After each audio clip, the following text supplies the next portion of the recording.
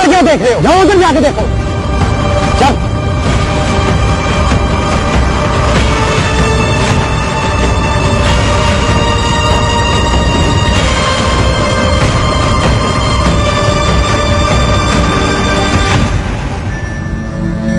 चाचा आप सच कह रही हैं? क्या वाकई अच्छू भाग गया?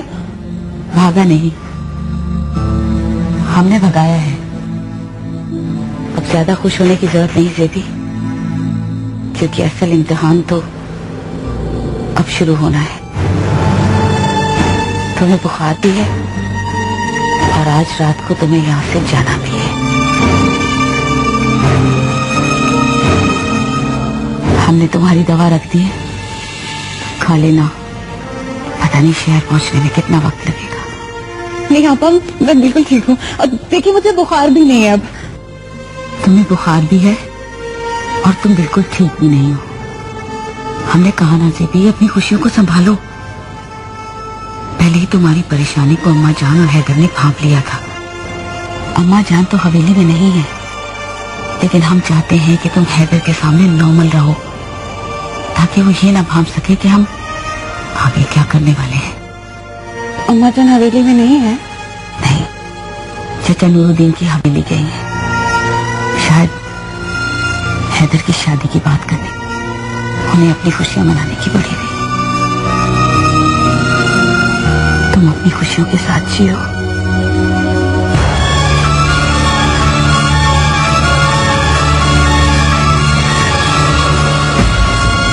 कुछ समझ नहीं आ रही ये किसने किया है। कोई तो आया है वहां जिसने उन बंदों को जहर दिया है और उस अच्छू के हाथ पांव खोले हैं। हाँ, मुझे तो लगता है इसमें जरूर उस मुंशी का हाथ है। क्या बात करती हो? मुंशी अच्छू का बाप है।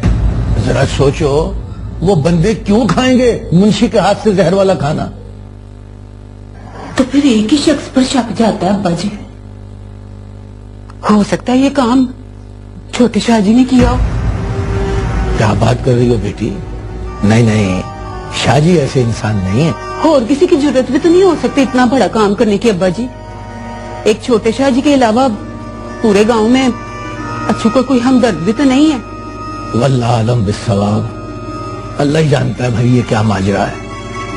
अच्छा भाई मौलानी, मैं जब मस्जिद जाया करूं तो एहतियात से दरवाजा बंद कर लिया करूं। कोई आए तो पहले पूछो, तसल्ली कर लो, फिर दरवाजा खोलना। इस अच्छू कमीने से कुछ मरीज नहीं, क्या कर गुजरे। सालेहा, मेरे यहाँ आने के दो मकसद हैं। एक तो मैं यास्मीन बेटी को अपने साथ ले जाने आई हूँ, और दूसरा मैं जेबी और मेहरू के लिए बात करने आई हूँ। सालेहा, मैं तुमसे गुजारिश करूंगी कि भाई नूरुद्दीन से कहो कि अपने बेटे रहीम और करीम के लिए मेरी बेटियां जेबी और मेहरू का रिश्ता मांगे। क्या बात है, तुम सोच में पड़ गई हो?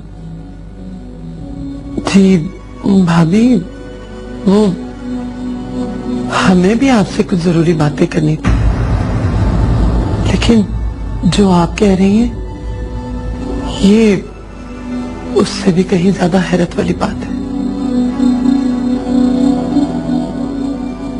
मैं जानती थी तुम्हें हैरत होगी, इसीलिए ये बात करने में मैं खुद आई।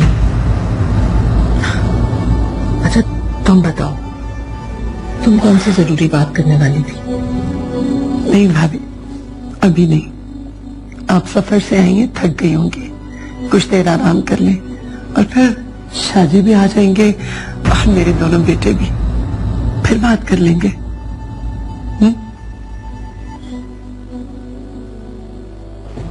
तुम्हारा क्या ख्याल है हैदर, किसने आजाद करवाया होगा अच्छू को? बाबा जान, इसमें भला मैं क्या कह सकता हूँ? अगर तुमने उससे आजाद नहीं करवाया तो तुम जानते तो होगे कि किसने करवाया। बाबा जान, उसको आजाद करवाने में 2 आदमियों की जान ली गई थी, और इतना तो शायद आप भी मुझे जानते हैं कि मैं किसी सूरत में भी किसी की जान नहीं ले सकता और ना ही किसी की जान लेने में किसी की मदद कर सकता हूँ।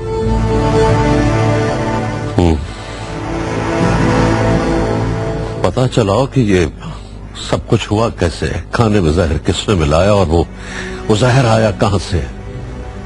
जी बाबा जान, मैं पता करता हूँ। जो भी करना है जल्दी करो,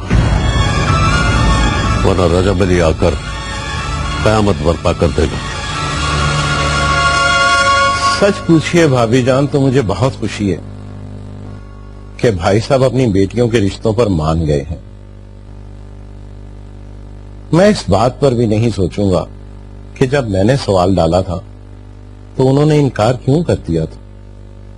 मैं दोबारा सवाल डालने जरूर जाऊंगा, लेकिन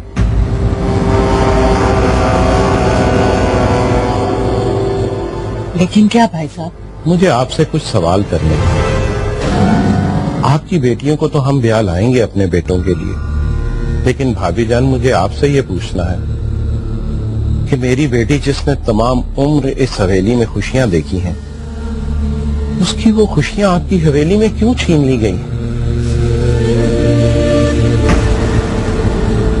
हमें नहीं पता था कि हमारा दामाद हमारी बेटी की जिंदगी का मालिक और इस मुतबारक गद्दी का वारिस उन तमाम मुआशरती बुराइयों में मुब्तला है जिनकी हमारी शरीयत में सख्त सजा मुकर्रर है। खुदा की कसम भाभी जान, अगर हमारे दामाद पर वो तमाम इल्जामात साबित भी हो जाते जरूर।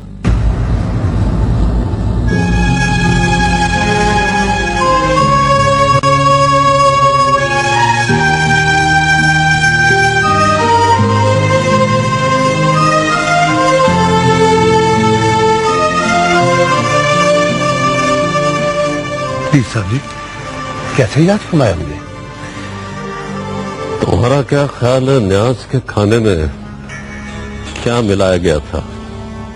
जी, बड़ा ही ताकतवर जहर था पीर साहब, जिसके खाने से दोनों पहरेदारों की फौरन मौत वाक़ हो गई।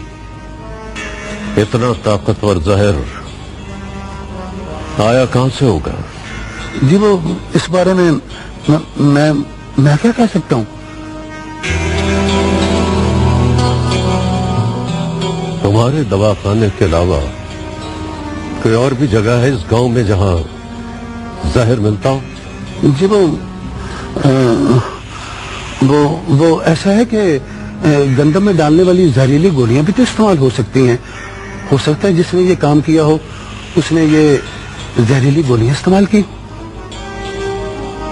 तुम्हारा अंदाजा क्या कहता है? अगर ऐसा ही हुआ है तो किसने किया होगा ये काम? पीर साहब जी, अगर जान की अमान पाऊं तो अपना अंदाजा बयान करूं। बोलो। पीर साहब, न्याज का खाना हवेली से गया था और हवेली के किसी नौकर ने वो खाना पहरेदारों तक पहुंचाया होगा। अगर नौकर ने जहर नहीं मिलाया तो खाना डालने वाले पर तो शक किया जा सकता है ना?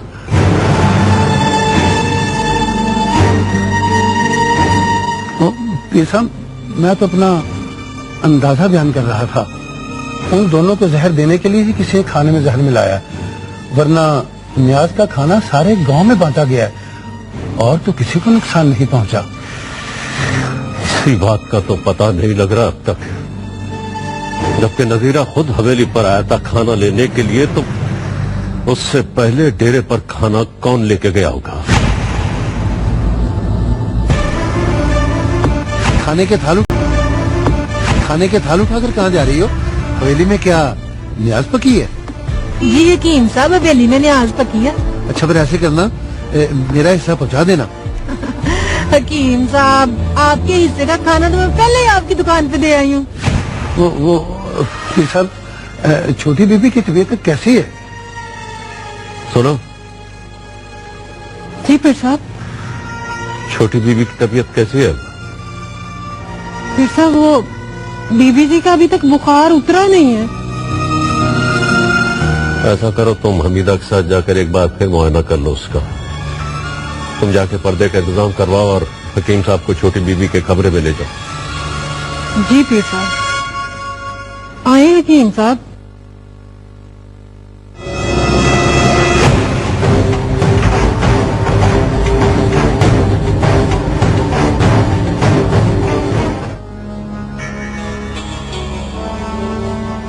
हकीम साहब आप यहाँ रुके, मैं जरा पहले अंदर पर्दा करा लूं। हमीदा, पहले तो रुक के मेरी बात सुन। अच्छू को आजाद करवाने के लिए पहरेदारों के खाने में जहर तूने मिलाया ना? जी जी वो मैं बोल। आज सुबह जब तू मुझे रास्ते में मिली तो तुमने मुझसे कहा कि मैं न्याज का खाना सबसे पहले तुम्हारी दुकान पर देने के लिए गई थी। भला तुम न्याज का खाना सबसे पहले मेरी दुकान पर देने के लिए क्यों गई थी? इसलिए कि नीले थोथे का मर्तबान चोरी कर सको। हमीदा, अंदर जाकर पर्दा करवाओ। जी बीबी जी।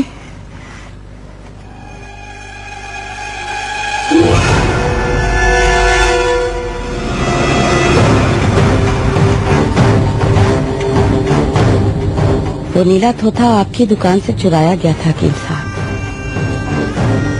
ये बात पीर साहब को आप बताएंगे या हम? नहीं बीबी साहबा, मैंने कुछ नहीं कहा।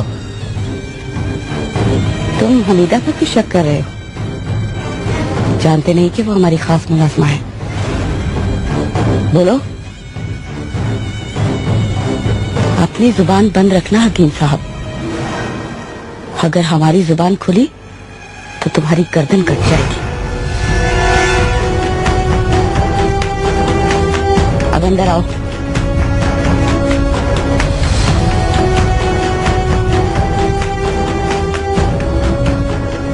भाई साहब, आपने जो कुछ भी कहा मैं उससे इनकार नहीं कर सकती, क्योंकि रजब के बारे में जो भी इंकशाफात हुए हम पर भी अभी ज्यादा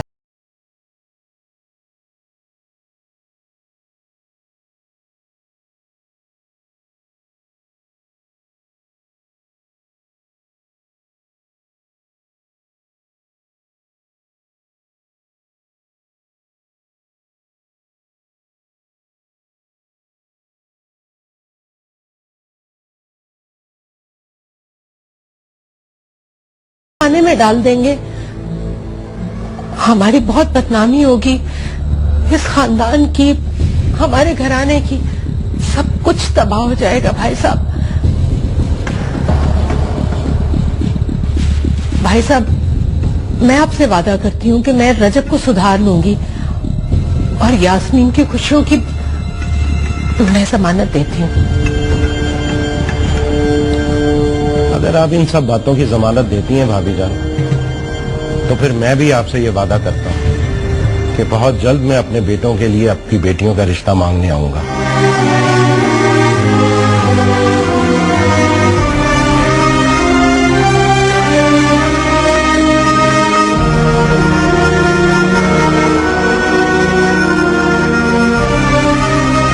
साहब,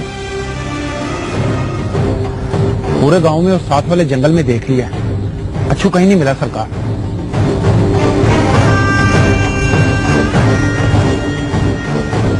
अच्छू के फरार होने की तला रजब अली को मिल चुकी है। रजब अली के वापस आने से पहले अगर अच्छू ना मिला तो उसके गजब से तुम लोगों को कोई नहीं बचा सकेगा। नमाज का वक्त हो गया है, मैं नमाज के लिए जा रहा हूं। आज रात रजब अली वापस आ जाएगा और अब वही तुम लोगों से हिसाब करेंगे।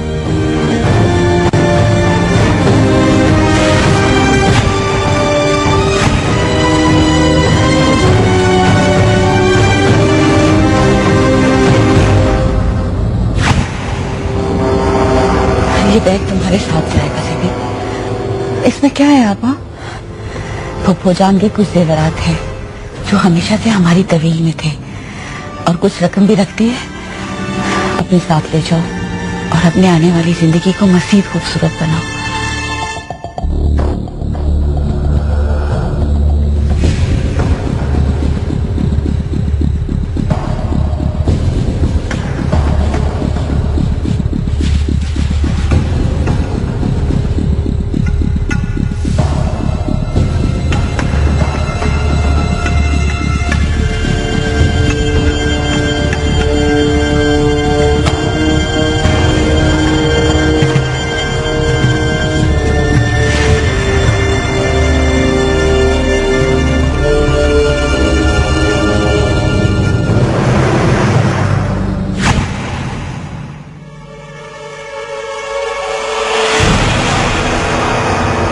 हैरान क्यों हो रहे हो? अपनी बहन को रुखसत करने आए हैं।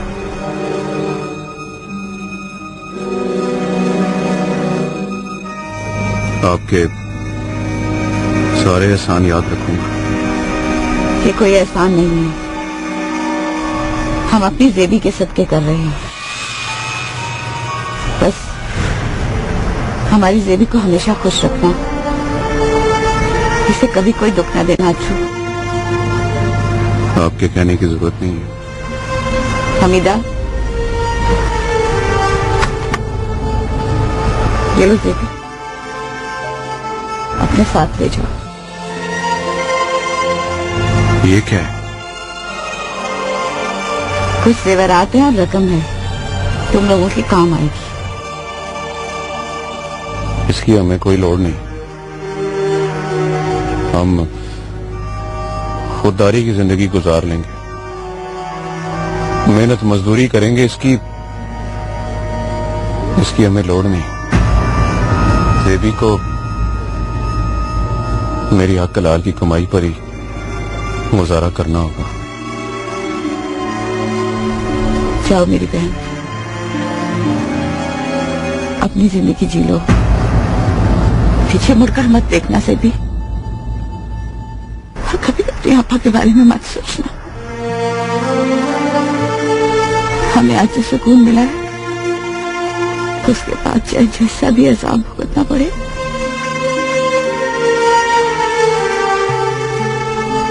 हम उसके लिए तैयार हैं।